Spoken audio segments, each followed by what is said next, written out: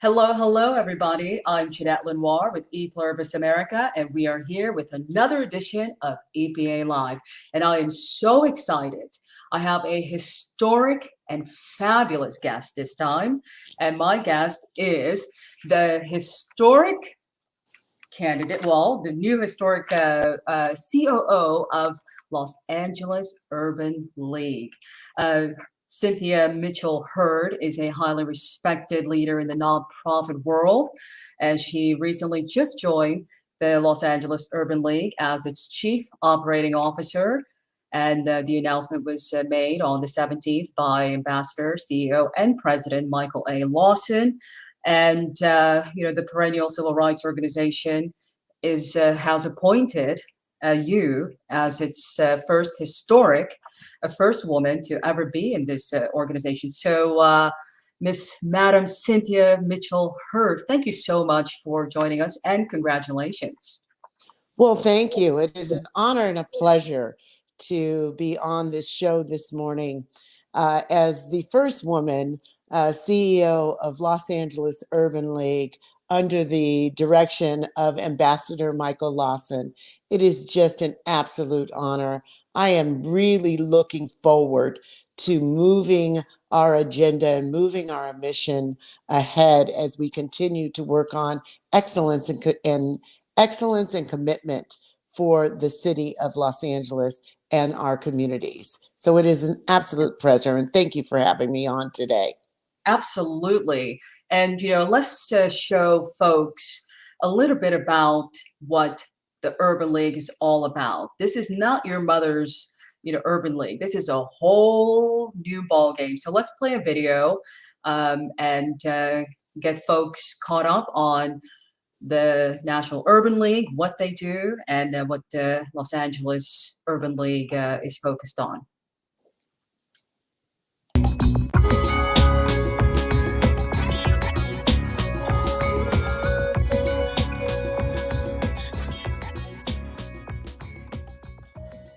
We're not just your parents' Urban League.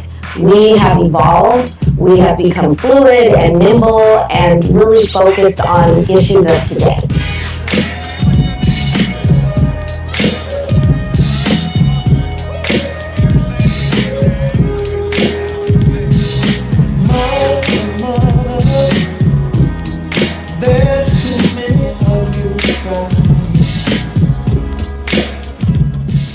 We're a civil rights organization that is focused on empowering our community and other underserved communities. The mission of the Urban League is to basically create opportunities for the community, specifically people of color, and even more specifically African Americans, and create programs and skill sets and careers that will allow for economic empowerment, allow for parity, allow for access. I am dedicated to making sure that this organization not only gets back to the level of that it was under John Mack, but beyond that, to make sure that the Urban League not just survives, but thrives in the 21st century.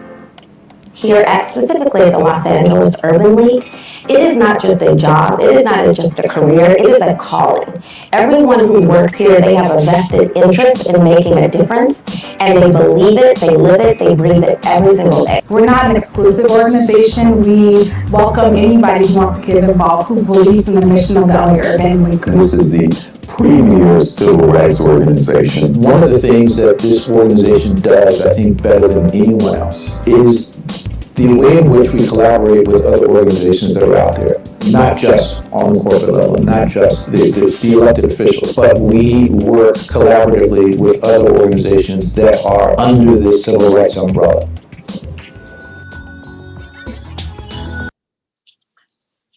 So, sometimes folks think civil rights organization, why do we still need civil rights organization, especially in 2023. But can you talk a little bit about the importance of the Los Angeles Urban League and the Urban League in general?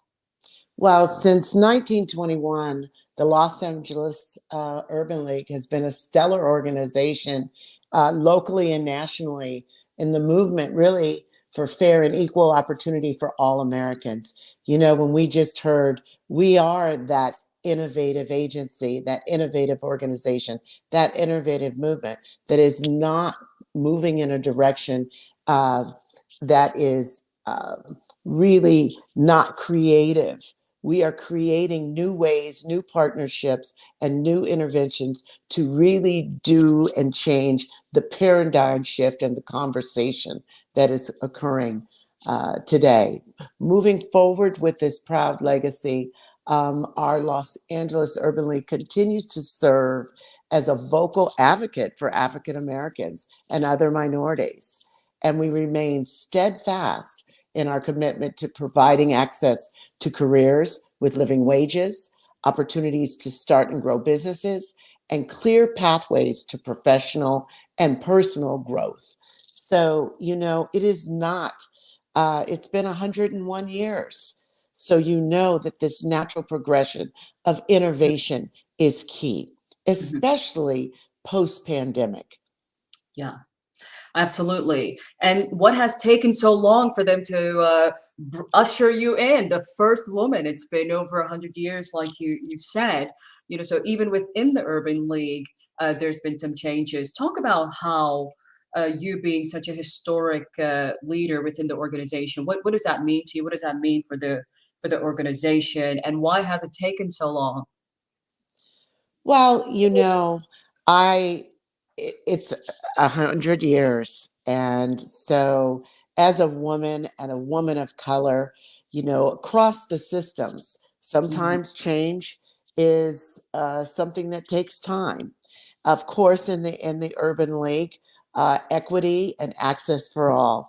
So, as a woman, I am looking forward to the engagement. And, if not now, when?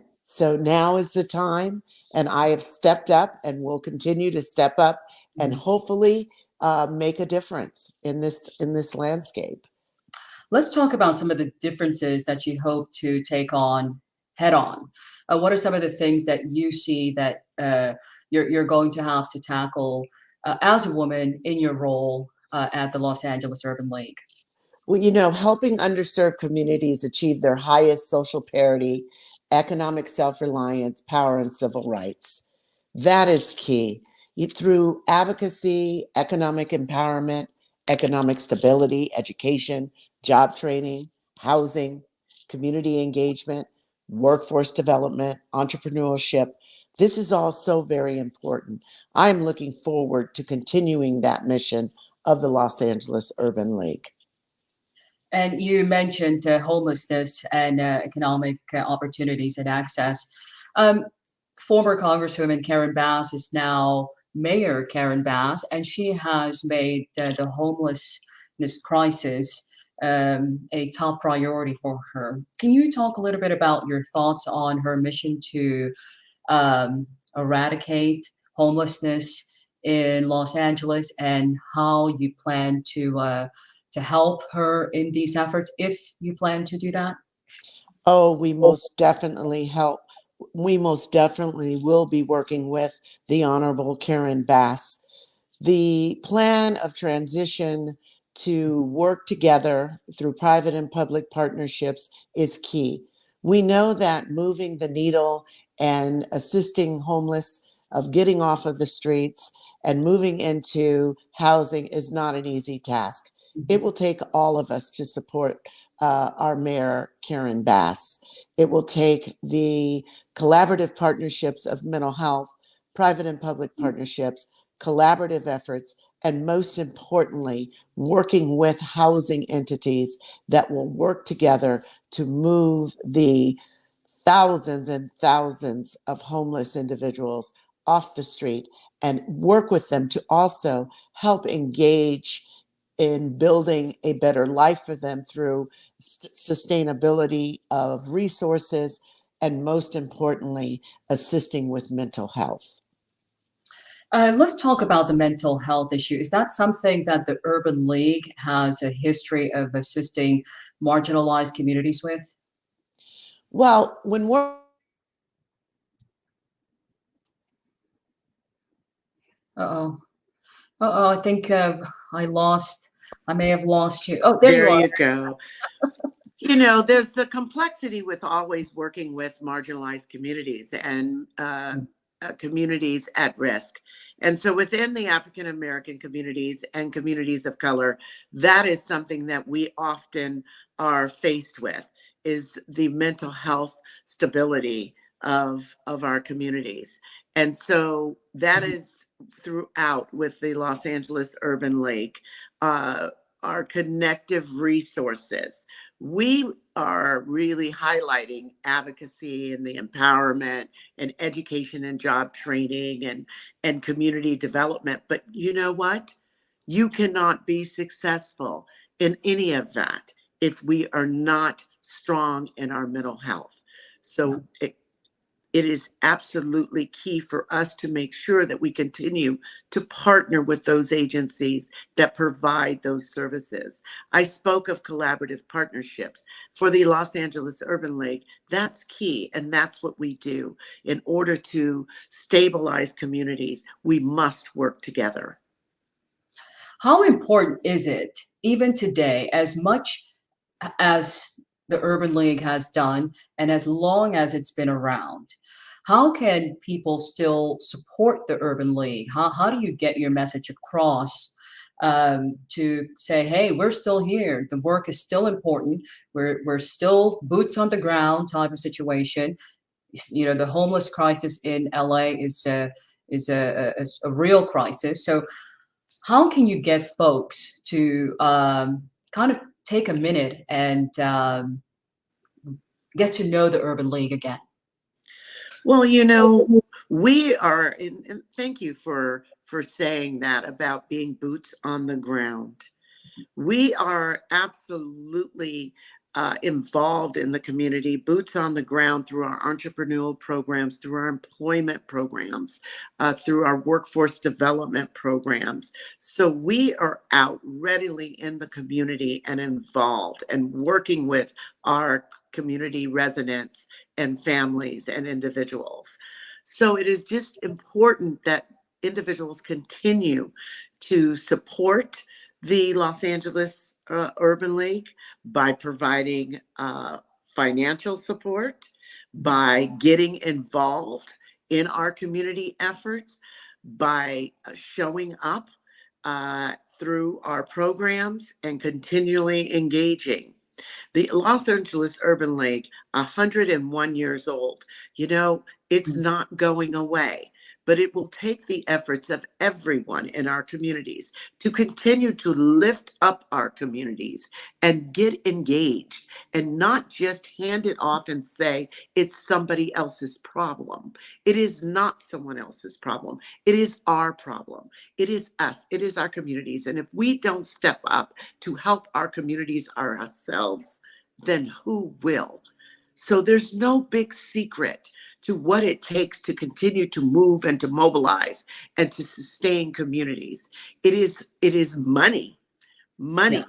That's what will make a difference. Support, support, support, and also bringing those resources, those in-kind resources, those partnerships where, you know, we spoke about housing. We spoke about getting individuals off those streets. We spoke about supporting our mayor as she moves to engage this system and to really look at the barriers of systemic dysfunction. It is so important that we don't just look away. It is not going to be just, well, you know what, somebody else will fix that. No, the Urban League stands strong. The Urban League of Los Angeles stands committed to continue to move that needle, but we cannot do it without you. And we cannot do it without the funds of those residents and community efforts in Los Angeles, California. So you asked me, and that is how you can help. That's right. It is the world we live in. I mean, you know, funding is one of the largest pieces of the foundation that allows the work to happen. So if we don't come together and pass the word around, we won't be able to make a difference. And you've clearly been making a difference, not just at the Urban League here in Los Angeles, being a new historic figure there. But you're also a Howard graduate. You have a Master's of Education from Howard University right here in Washington, D.C. Yes, go Bison. Go Yeah, Bison. that's so exciting. When I read that, you also have a history with the YWCA and at the Yes, United Nations. yes, Yeah, can you yes. talk a little bit about the work you've done for both of those organizations and what? Well, Go ahead. oh, I'm sorry. The efforts, it's been 30 years. I Mhm, have worked to really build systemic change across the board, strengthen the continuum of care for mhm, those marginalized communities across the country, locally, nationally, and internationally. Uh, we have I have worked to make that difference with women, children, foster youth, and of course, recently, international with International Black Women's Public Policy Institute. mhm, And so economic strength does not have barriers. For us as mhm. women, for us of people of color, it exists across the world. And so that has been my passion to really redial the systemic barriers and Mhm. see through that intersection where I can make a difference. It has been my passion, my life's work, and I will continue to do that. And I'm excited to do that as I work alongside our president and CEO, Michael Lawson, to make that difference. That's fantastic. You know, we live in such a fast-paced world today, and a lot of our young people are seem to be really enticed by not really the public service types of industries. Most of them are very interested in entertainment or, becoming influencers and so forth. What would you say? How could you encourage a young person who's thinking about a career? How do you convince them that it is valuable to go into public service, to join the work that is still underway, join the work that the Urban League and other organizations are doing? How do you encourage young people to do the life's work that you have done? Well, in 2023, we look at our young ambassadors that Mhm, are moving through college, some through trade, but really impressing upon them.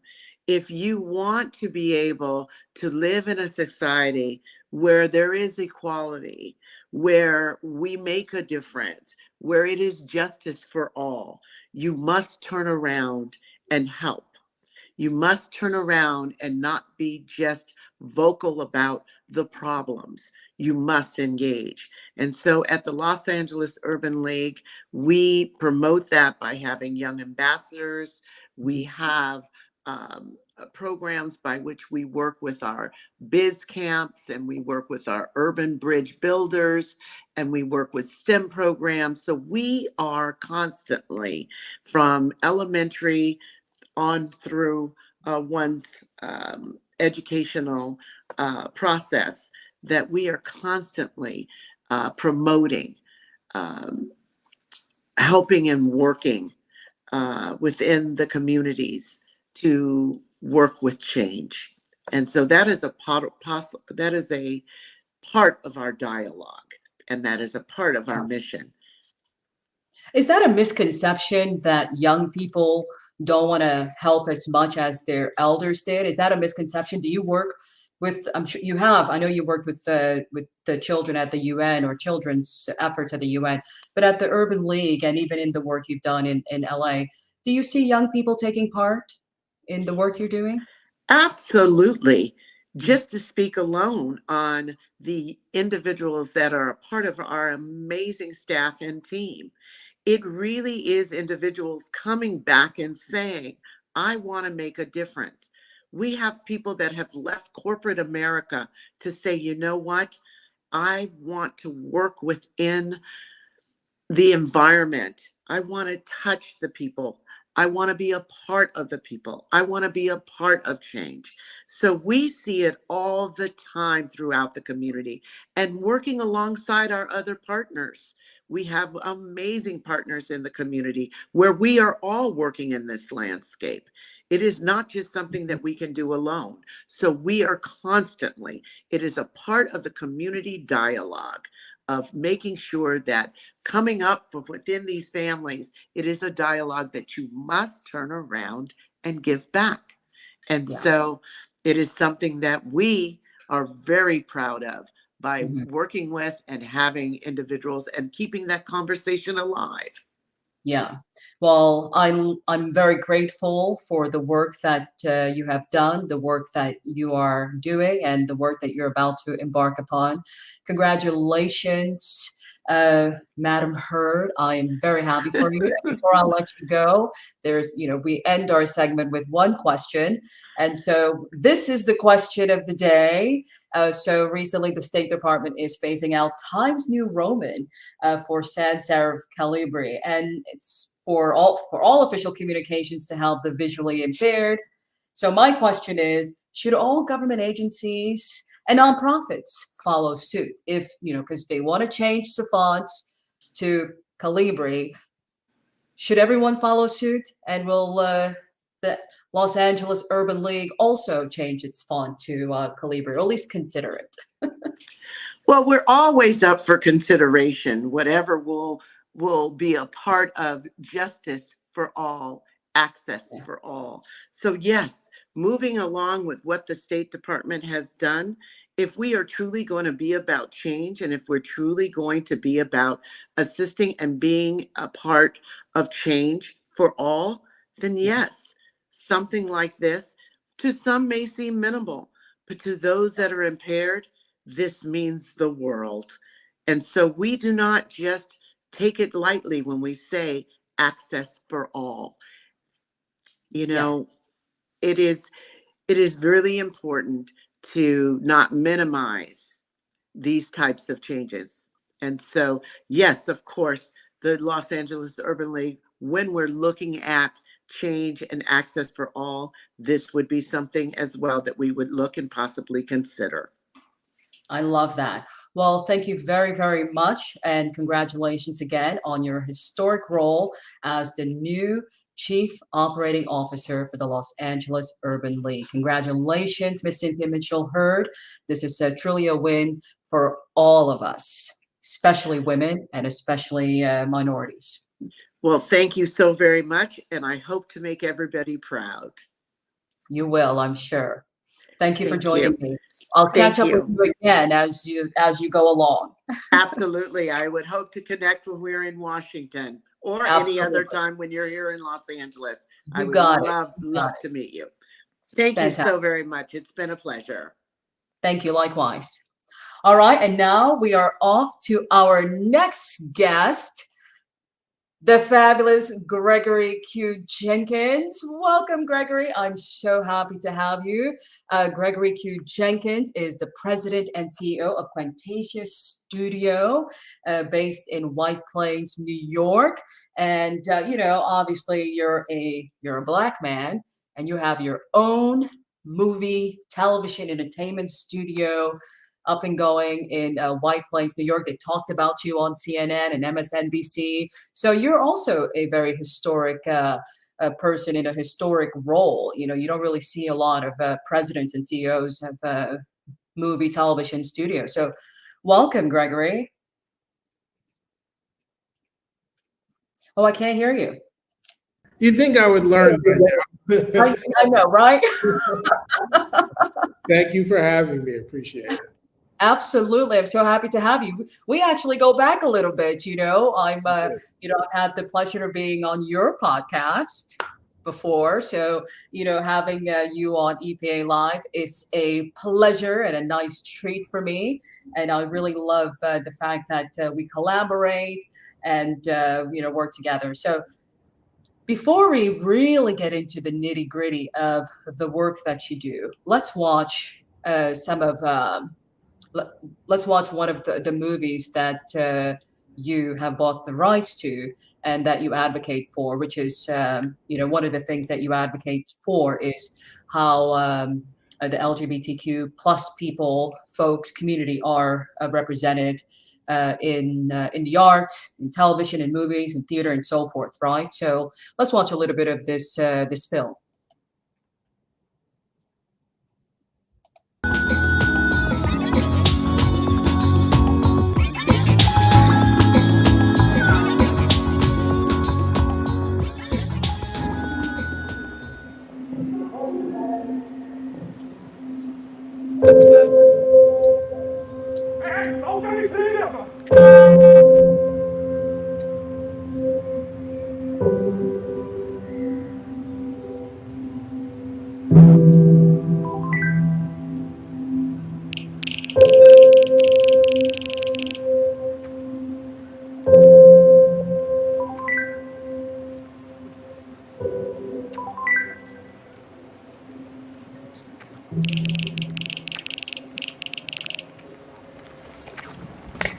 Jo, jag får leta i soffan.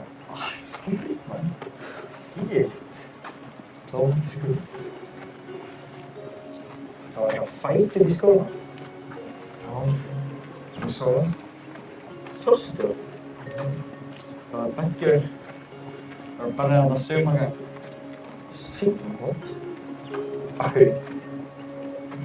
Här är bara fåglarna så. Ja.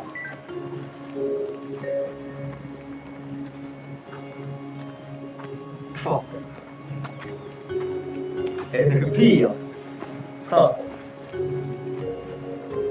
Nej, hade börjat till någon skulle... Nice, cool. Det är som att äta Cynthia. Ja, det är klart. Just det, äter något på dig här och knusar lite i flankan. Så är det hon i färg. Ta och sicka bara. Det var fett då. Nu prövar vi att vi säger hej vid fläckkungarna. Det är faktiskt det. Ja, så är det.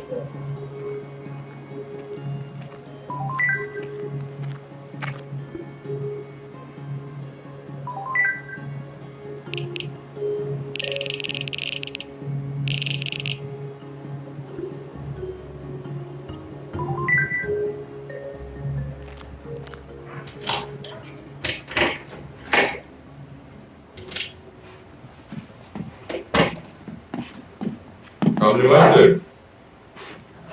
Nej. Nej. Kota får Afrika nu. Nej, jag går. Mamma känner. Jag ska bli god.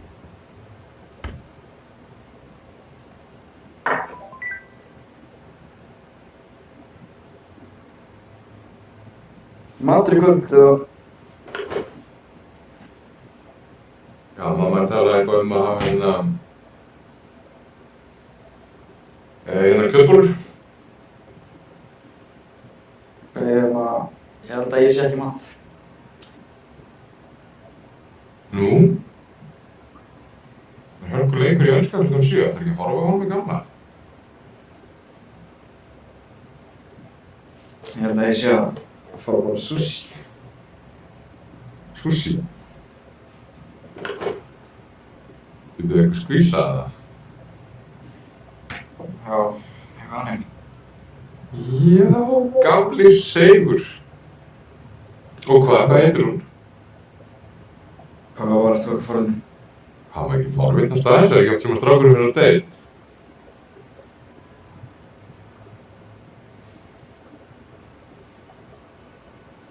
Hvað ekki alltaf í lagi?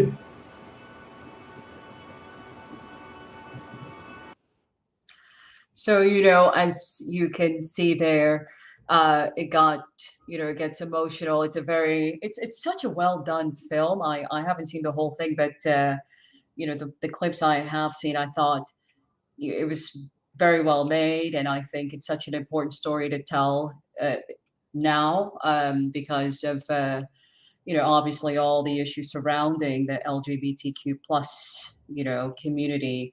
So, why was this important to you? Why was it important for you to highlight this story? Well, it's funny that you chose that one because that's the very first film that we distributed. Now, sadly, we no longer have the rights to that film, but for a period of time, yes, I know, but for a period of time, we were the worldwide distributor for that short film. And like a lot of people, when they start a company, I said, all right, well, we want to make films and television, but, a lot of people want to make films and television. It was defining, what was important to me and what I wanted to do with this space. And one of the themes that we focus on is focusing on people being accepted by the larger community for who they are. Not adopting to the large standards of the larger community, but having the larger community, embrace who that person, really is. And then, someone said, well, hey, I think, they were working with me at the time.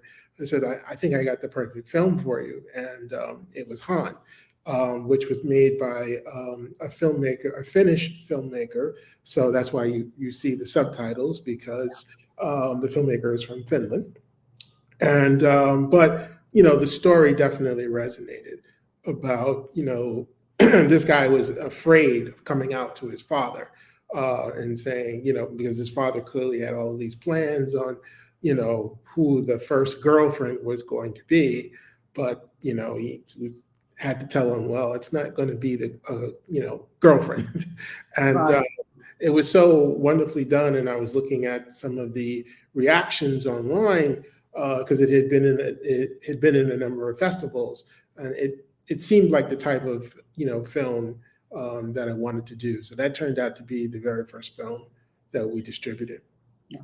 It's and it's such an important conversation to have even today, as far as we've come with embracing the LGBTQ plus community, as many inroads as we've made. There's still pushback.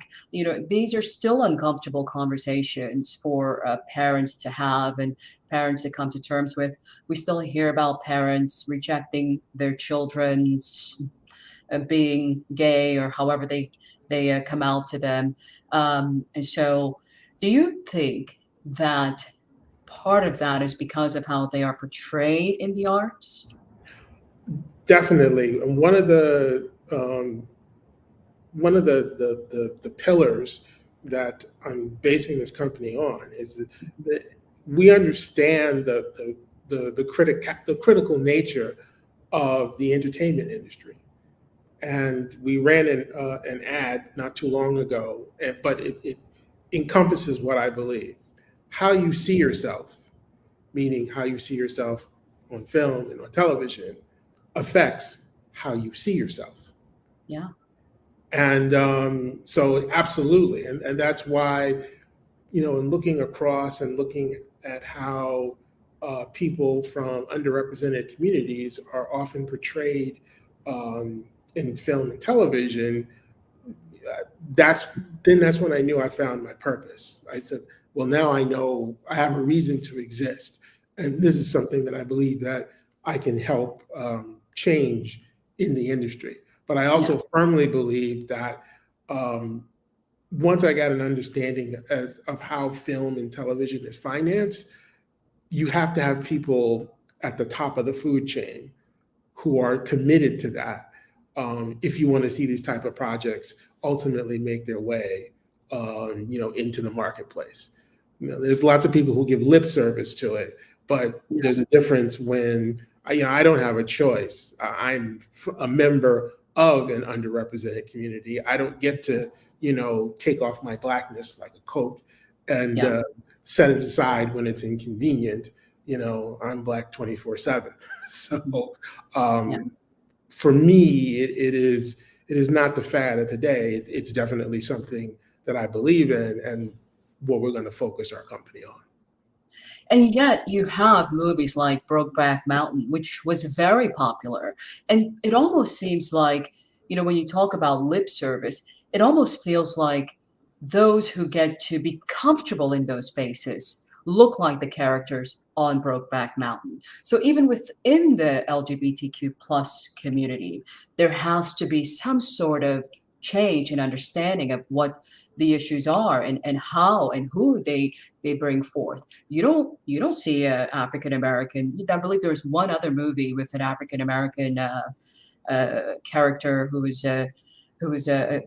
gay, and I think his partner, and that was but it was done differently. Somehow it wasn't as popular or as expected. Now, of course, there are some other cultural issues, like African Americans are not as accepting of this lifestyle compared to others. But when we talk about lip service, what would you say to those at the very top who can finance these types of projects, to say, why is Brokeback Mountain able to get so much backing and so much support, but not other characters playing in those similar roles?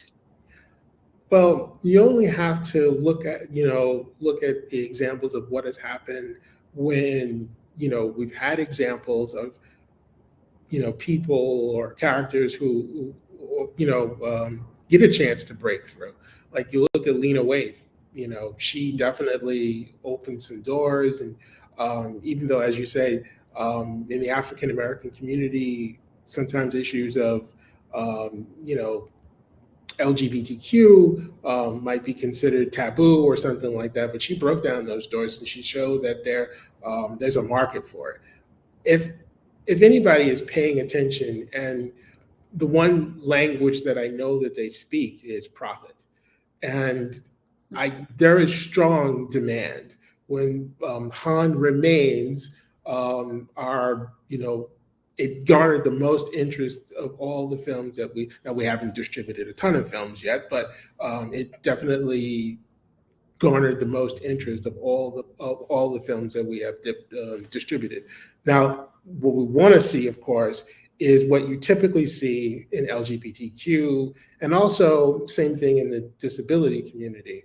You usually don't see people of color in those roles. So now that's the next thing that I want to is find those gems, find those projects, or even we're not at a place that we can do it now, but in the future, I want to be able to finance those types of projects and help get those to the market. But I would say to the studio heads, you're looking for things that you're going to help. This is not charity. This is good business sense. Yeah, and I find it so interesting. We've got George Santos wreaking havoc all over Congress. Okay. And also, I believe he is also damaging the LGBTQ plus community with his rhetoric and his lies, and especially his denial of being a drag queen. What do you, and if you look at, you think there's so much attention placed on that, and people are like, oh my God, he's a drag queen. I mean, everybody has this photo of him in drag, and there's now video, and people seem so obsessed about him being in drag. But yet, there's no support. There's no financial support. There's no investments in creating films that talk about people within this community and in this lifestyle, because it seems like we're still feeding on the taboo part of it. Can you talk about how you hope to change that, so when the likes of George Santos come along, that we're not just almost making fun of him that he was in drag, but just like, okay, who cares if he was in drag? Why would you deny it? If that's something you like to do, why are we obsessing about that? Why is that such a big deal? Rather than the lies he's told, them denying it. Can you talk about that? I mean, sure. There's a lot to unpack there. I know. Let me start by saying what inclusivity looks like and why it's important. And this is how I know from the difference between those companies that just give lip service to it versus those that are doing it. I can't, now I am an ally of the LGBT community, and I have evolved into this position. Mm-hmm. And I have evolved because over time, by being exposed either through family members or just people that I've gotten to know, I've come to learn and embrace, the LGBTQ community. But in the media, what tends to happen is you focus on a type, an archetype. So, I mean, just like not all African Americans are the same, the LGBT community is very diverse, in terms of backgrounds, in terms of what that encompasses. Right now, there's a lot of focus on transgender and, drag queens and things like that. But then to the point now that it's become a stereotype. So when you think of the community, that's now but it's broader than that. So I think the main thing that I'm trying to do is to give opportunities for people from those communities to show that, hey, we're people too, we love, we have relationships. Some of us are good people, some of us are bad people. We have ambition, to show that the whole range of humanity exists in that community, and that's what we want to focus on. And regarding George Santos, I'll answer it this way. I think we've seen this before,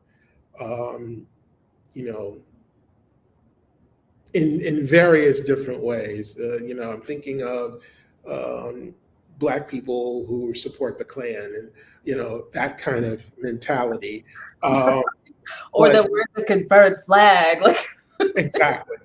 And it's kind of like, you want to be and I want to be careful with what words I use here, but, you want to be with the larger, well, I can't come up with a better word, oppressor society. Mm-hmm. You want to be on the side of the oppressors and not the oppressed. I think that it is particularly egregious when you yourself are, I had no, I'm from New York. Now, he's not my congressman. Thank goodness for that. But I had no idea he was gay until recently, because when he first ran, he didn't run as a gay man. He was outed as being gay. And then he finally, said, yes, okay, that's true. But he did not, he said he was married and he meant to a woman.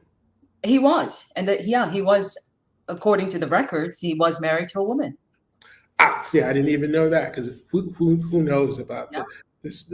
So many things. But anyway, to join, a political party that has been particularly oppressive to that community. Right.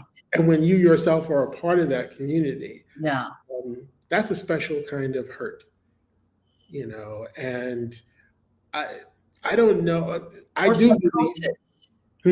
Or psychosis. Oh, that's a special. It's hurtful to us, but that's a special type of psychosis on his part. Oh, for sure. And but I don't know if he's ever going to get to the point where, I would like to think that he would regret it, but if there's psychosis there, that may never happen. He may not be capable of feeling that type of regret. But I'm hoping, again, by showing positive images, that's why I think it's so important.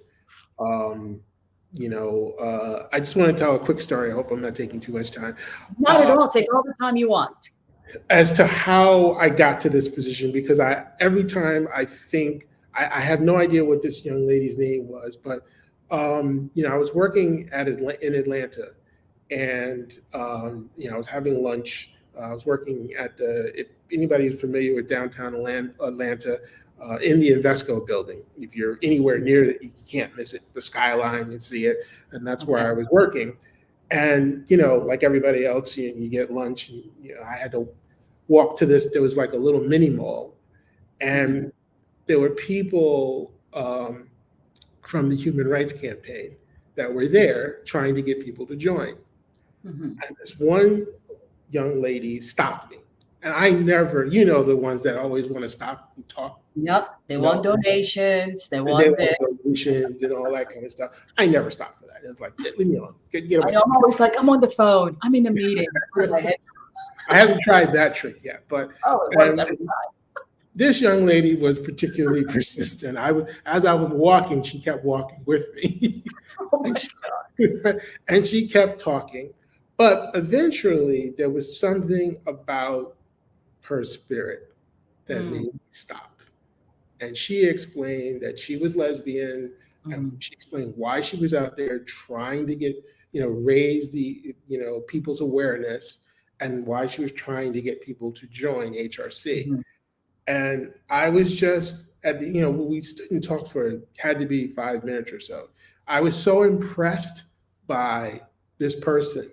What emanated from this person was this sense of acceptance of self, this pride, this feeling of importance that it affected my spirit.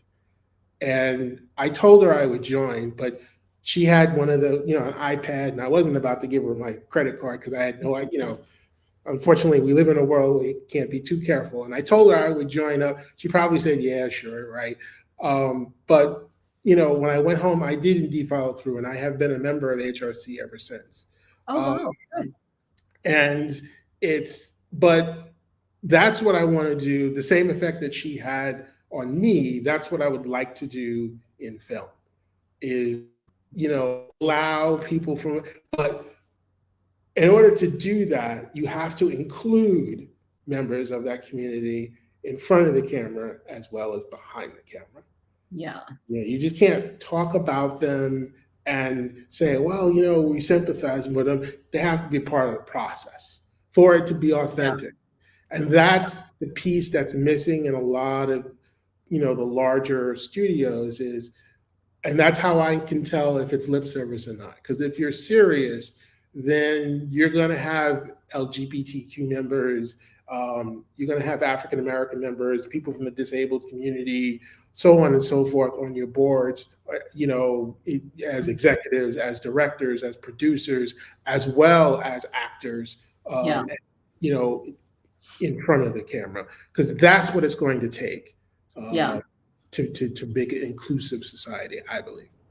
Yeah, and and it's going to take us a long time to get there still, unfortunately, because when I think about even who played Cleopatra back in the days, Elizabeth Taylor, I mean that's an untruth that Elizabeth Taylor does not look like the real Cleopatra. And then now we have the remake of it, and I believe this an Israeli woman, Gilead something, I forgot her name, but another Caucasian-looking person playing Elizabeth, playing this iconic Black woman, Cleopatra. I mean, we still can't be honest about who Cleopatra was.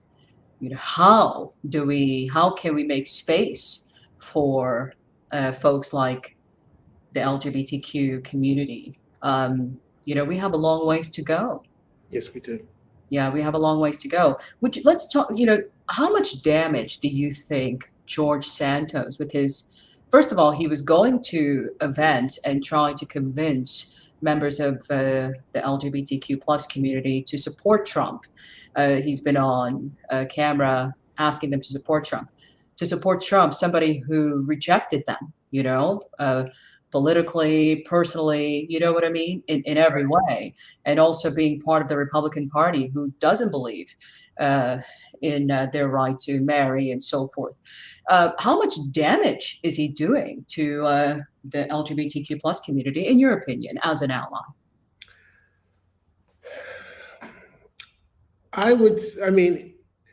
His actions are not helpful. That is for sure. Mm-hmm. In the end, though, I'm not sure how much damage he's doing. I think his actions are hurtful, but I think that he's a relatively insignificant player on the grand scheme of things. Now, I think he lost his opportunity. He had a great opportunity to be a significant player if that's the route that he had chose to be.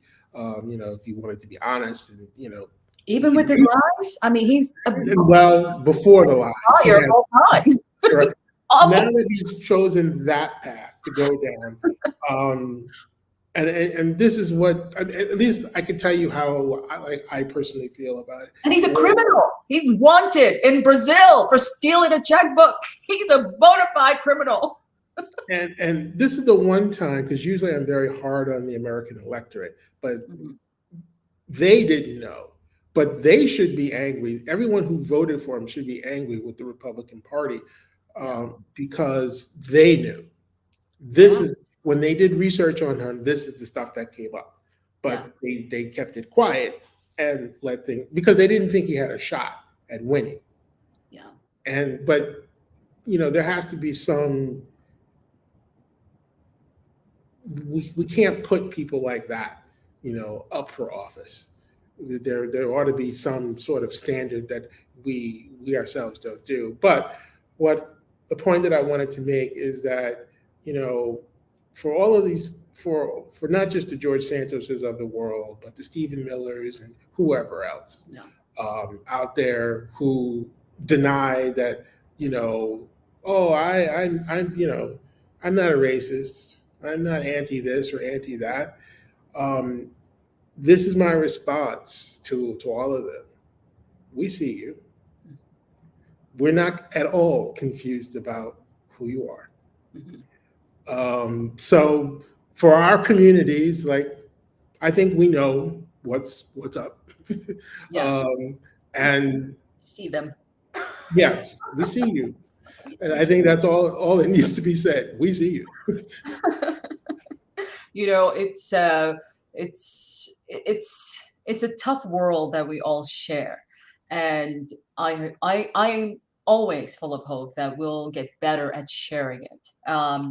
And speaking of sharing, share some of the projects that you're working on. What are some of the things that folks should be looking out for that Quentasia Studios will be doing and producing?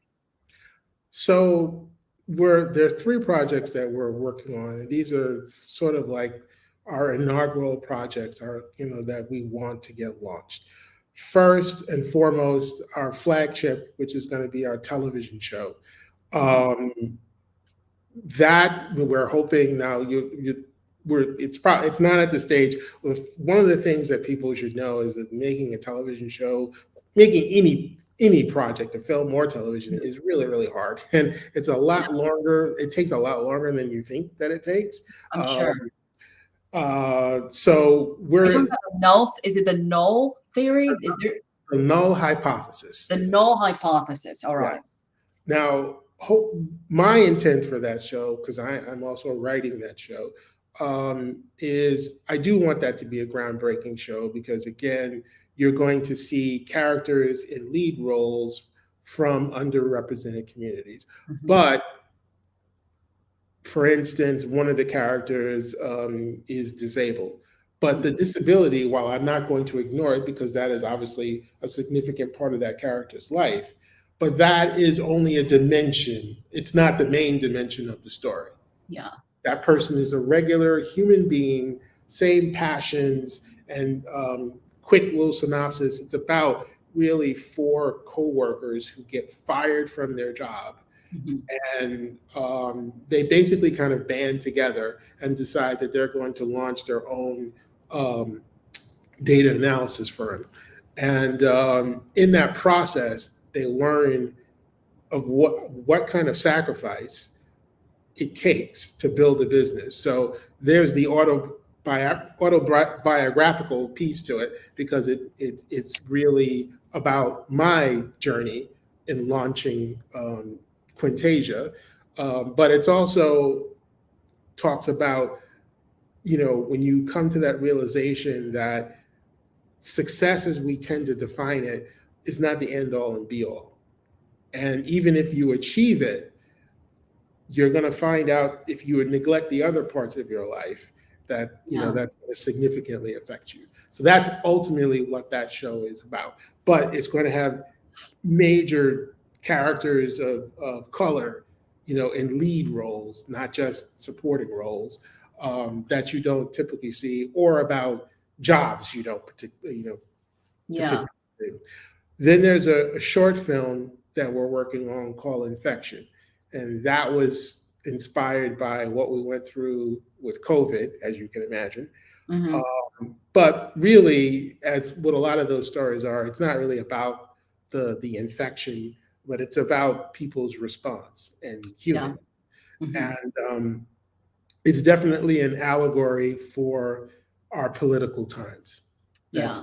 So we're all of these are in the development phase, which means that we're trying to raise money so that we can attach cast members, shoot a trailer, and then get raise the production money, which is the biggest money.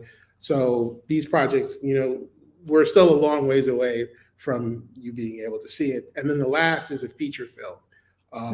It's an action spy thriller. I can't talk too much about that one just yet, but it's definitely different. And again, the lead character is an African American U.S. Army general. I'll say that Good. one. And something that you don't, get to always get to see us play. Yeah. One of the things that always, every time I watch a movie, with your typical characters, every time. And, to me, I notice it. And it's always, all the white characters, they always have nice houses, even if they're in terrible situations. Like the story is about, everything is falling apart, but they live in a beautiful home. They have beautiful neighborhoods. They go on vacations. Like I'm sitting here going, it's just so incredible to me how even the setting is so starkly different than when we do have Black characters. You're in the hood, you're in a bad neighborhood, you don't really have all the nice things. I'm like, how can you be a white crackhead, but you live in like the most nicest neighborhood, you have the nicest items. Like I love paying attention to detail. I look at the furnishings, I look at the drapes, I look at the things that they have around their house. I'm like, how can this, like, I'm just generalized, how can this white crackhead woman have all these nice things? And how am I supposed to believe that she really is a crackhead? That really bothers me. I really feel, it just bothers me. It seems like the lives of people that are not Black are portrayed so much different on television, even if they're going through terrible circumstances. That's important to me. Visually, it matters to me. Does that matter to you? Oh, absolutely. I think that what I was thinking of as you were asking that question, and this might sound strange why I'm bringing this up, but when we think about the filmmaking and television making process, it makes all the difference. Let me back up a little bit. So if you're a person of color, Mm-hmm. it's very hard, of course. It's very hard for any actor to get a role. But Yeah. when you're a person of color, you, of course, get pigeonholed into certain types of role. And you can work and work for many, many years, and you want, a standout role. And then you finally get that opportunity in something, you get an offer, but then you find out you're not getting paid. Yeah. They want you to work for free. And I ask your audience's indulgence, this is relevant. There are so many things that happen behind the scenes. You have set decorators, you have a production designer. That's how you get to see a normal looking production, but you have to have a large enough budget to afford those people. And if you want people who are good at their craft, you have to be able to pay them. Yeah. So where we get cheated on, it's hard for us to raise money to do the types of stories that we want to do. And then when we do raise money, they want to limit how much money they give us to do the production, which means that I can't do the same things. I can't have the same locations. I can't decorate the set the same way. So, things start to look monolithic. They start to look, you don't have like fancy doctored. It's only like the huge productions, like a Netflix production. Now, you're going to have a fully fledged budget to do set, location scouting, set design, production, all that kind of stuff. But that's Netflix. Nobody's spending more on content than they do. But for everybody else, and unless you're working with someone of that size, that's the little ways in which we get cheated. Is we don't have the opportunity to build out that richness to make the visual element of the story as rich as it could be. Yeah. Again, it's why the economics and economic access to capital is access to social justice. And this has been, my first guest was, Cynthia Mitchell Heard, the first COO for Los Angeles Urban League, and she talks about that. That's what the Urban League does. It's about really highlighting how important it is to have this access. That without this access to the capital, you really can't make any inroads. Even when we talk about reparations, so that way we can rebuild and repair, which is what reparations ultimately means, is to repair what has been done to us.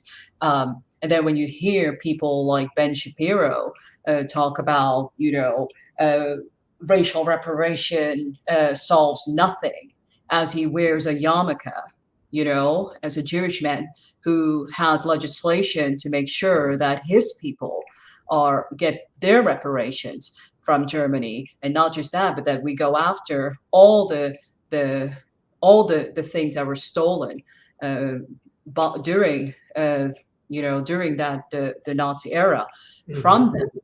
We have international laws that goes after stolen Holocaust survivors' art. Is that repairing his community? I would think it is. So why can't reparations repair us? It is so outrageous to me that the likes of Ben Shapiro can really have a platform to stand on and justify why we don't deserve that repairing, that reparation.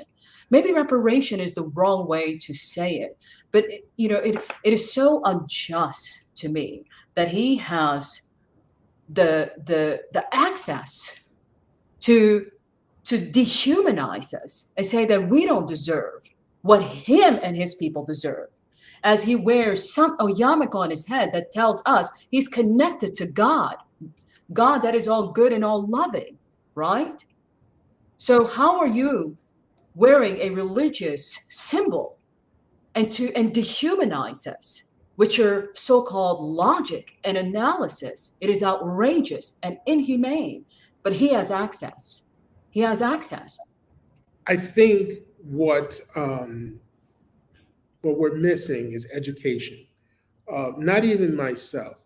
I was never a big proponent of reparation until I got a little bit of education as to exactly what happened.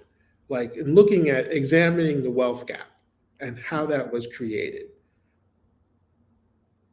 Once you understand that, and it's not something that you can get your arms around in one sitting, read one book. But once you start digging into that, once you see how systematically we were cut out of the process by design, then you come to the inevitable, and once you understand the size of the wealth gap, you come to the inevitable conclusion, well, if we're ever going to have a society that's at peace, we have to address it at some point. But right now we're going in the other direction. People don't want to talk about, and you don't even have to go back to slavery. We can, You don't have to go back that far. We can go back to the 1960s or the 1980s and see the kinds of things that happened to our communities. We now understand, when they built the highway system in our country, a lot of the times it was through our neighborhoods, and it destroyed our neighborhoods. Redlined us. Yes. We're still dealing with that. Yes. I think everyone should read the book by W.E.B. Du Bois. It's called The Souls of Black Folk. That is such an important book that I hope every single person reads, regardless of your heritage, your background, your human makeup. Everyone, because it's a historical account of what Black people went through after slavery. He was there and he was documenting things as a journalist, and he wrote a book about it. That book really changed my worldview, my view of even the conversation about reparations. And perhaps, Ben Shapiro should read that too, because the way he speaks of our desire and our need for justice and repair makes him inhumane, truly inhumane. We deserve reparations, just like his people got their reparations. Right. We deserve that too. If he throws in the word race in front of it, and he thinks that he can, that just ends the conversation. He has analyzed it. He's got numbers to, it's just so, there's no humanity there. And for somebody who wears a yarmulke, which is supposed to be a holy thing, which is supposed to be your connection to God, I don't think you know God. And I think when you weaponize God, you really have lost your humanity. And I think when you've lost your own humanity, you can't see anybody else's.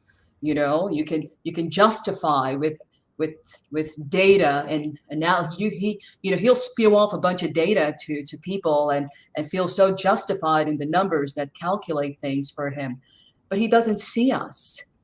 He doesn't see our souls, and that's a problem for me. And that's why we have even you as a unicorn with Quentasia Studios. You're trying to get us seen. You're a Black man in a very important role, and it goes to show you how great the need still is. They still don't see us as they should see us, and how we truly are, and not just Black people, but LGBTQ plus people. Handicapped people. All kinds of people. Have a right to feel good in the world. And I'm very grateful for the work that you do and that you've taken this on. I know it's not easy, Gregory. I know this is very, very hard. I know that the access is a huge thing, but you can't stop. You have to keep going. You have to keep fighting the good fight. And anything I can do to help spread the word, I'm going to do. So, how can you get people to chip in, to help you advance the work that you're doing, to help for other people so they can be seen? How can people support you? Like, where do you go? First, I thank you for that question. I would say that the biggest thing that I need right now are just connections to souls. And what I mean by that is, when I'm having conversations with people that are potential financing partners, mm-hmm. the hurdle that I have to get over is that there's a market for what I want to do. Now, if I can come to the table and say, oh, by the way, here's my mailing list, and I have 2 million people on my mailing list, mm-hmm. I guarantee you that's a conversation that will go differently now. So the biggest thing that I would say is, please connect with us. If you go to quentasiastudios.com, sign up to our mailing list and interact with us on social media. You can see on that page, on the contact us page on our website, it tells you all the different ways that you can get in touch with us. We're no longer on Twitter. That's a whole different Oh, show altogether. But we're and we're not on TikTok again. That's a whole different show there. But we're everywhere else. Just about. I mean, Instagram, Facebook, LinkedIn. You can find us. So that's the most helpful thing that at this stage that people can do, and because the next stage, and the larger numbers that we have is better. But the next stage is, I've been preaching this, and I want to preach it again today. $4 trillion. $4 trillion. What's the significance of that number? That number is the annual purchasing power of African Americans, Asian Americans, and Latino Americans. Not 4 million, not 4 billion, $4 trillion. We have the money within our communities to fund the growth that we want to see. So, but the first thing I have to do is create that connection to people, to let them know that we're serious, we're here, and know what we're about and what we're trying to do. Then the next step will be to say, hey, that's how you do a successful crowdfunding campaign. Yeah. You got to build your community first, then you can do crowdfunding. So, well, listen, if Obama can do it, I think you can do it too, even though those are pretty big shoes to fill. yes. But what I love about what he did, and obviously was very successful, was that he really spoke to the people. He was on the ground. He was a grassroots, organizer. He really touched people. Would you consider doing something like that? Kind of not going door to door, but really going community to community and say, hey, $5, even if you chip in $5, a $5 campaign. And some of those people that you pass on, like, human rights campaign folks, and not just human rights, but there's all kinds of other groups that are working on behalf of African children and whatnot. They want a certain amount. Like, they're asking for $35. They're asking for $50. They're asking for a certain amount, which I remember I'm like, I can't just give you $5. They're like, nope, it's got to be 35. I'm like, I'll see you later. I'm just joking, but maybe perhaps that might be something worthwhile as far as a lot. You even see people like AOC, Congresswoman Cortez, doing those types of things, that she's kind of following former President Obama's footsteps in kind of doing a grassroots organizing and raising funds, small amounts. Could that work for what you're doing? That's exactly our plan. But the first step, though, I think before you ask anybody for money, I have to prove why we're relevant to them. Why should they care about Quentasia? Yeah.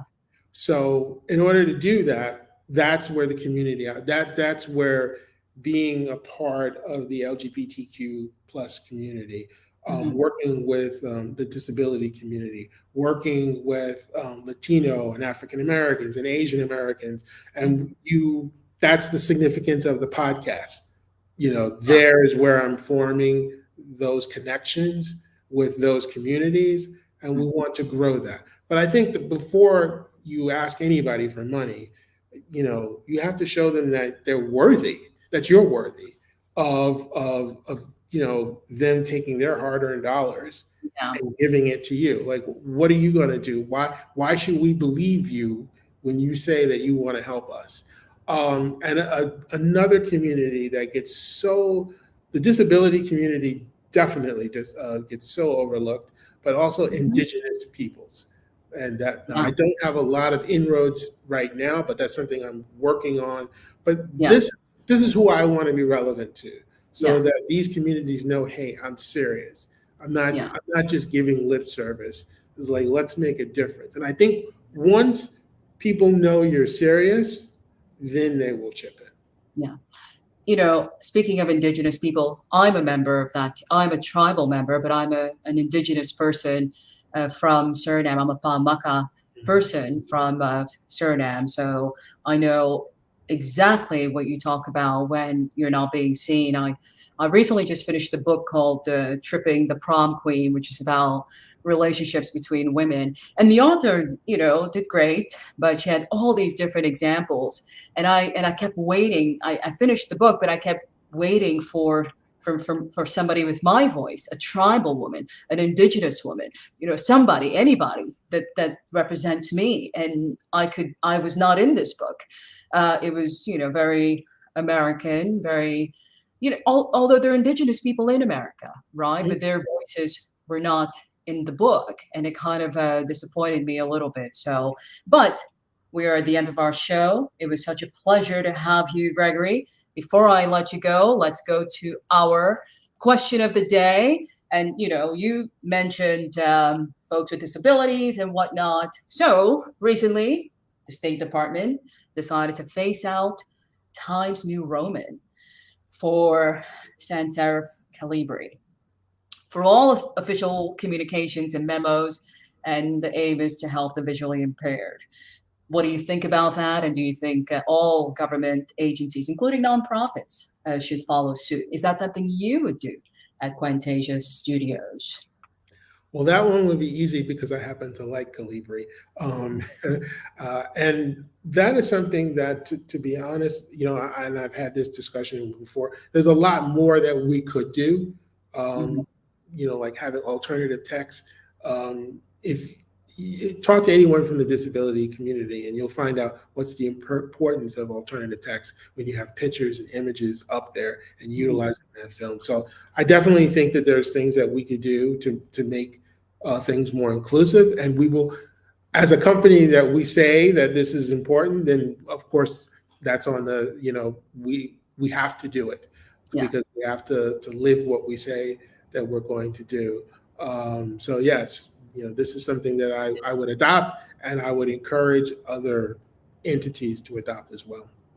I was educated on this. I didn't even think about it. I had no clue that particular fonts affected people's eyes. I just didn't really think about it, even though, mind you, I wear glasses. Just don't, I wear glasses, just don't wear them all the time. But I was really surprised by that. And I was like, oh, wow, good for you, U.S. State Department. Way to be ahead of the time. Way to be ahead of everybody. Somebody there is thinking and thinking inclusively. And I really applaud that move, especially if it helps, the visually impaired. So, well, anyways, any last thoughts you would like to share before we end the show? Just what I tell everybody is if you want a better world, you have to go out there and work for it. It doesn't magically get better. Sitting and wishing and hoping that it's going to get better will not work. You have to work towards it. Just remember that. Absolutely. Well, Gregory Jenkins, thank you very much for joining me on EPA Live. Next week, my guest will be Wade Davis. He is a classical cellist. And one of the special things about Wade Davis is that he kept the music going through the pandemic. He is so incredible. I mean, he's a real treat. Hopefully he'll play a little bit of his cello for us. No pressure. But, we'll have another guest too. Haven't settled on that yet, but I'm very excited to have Wade Davis joining me next week. And thank you all very much for joining me once again for another edition of EPA Live. We'll be back next week. Have a wonderful and safe rest of your weekend. I'm Jeanette Lenoir, and this is Our American Culture.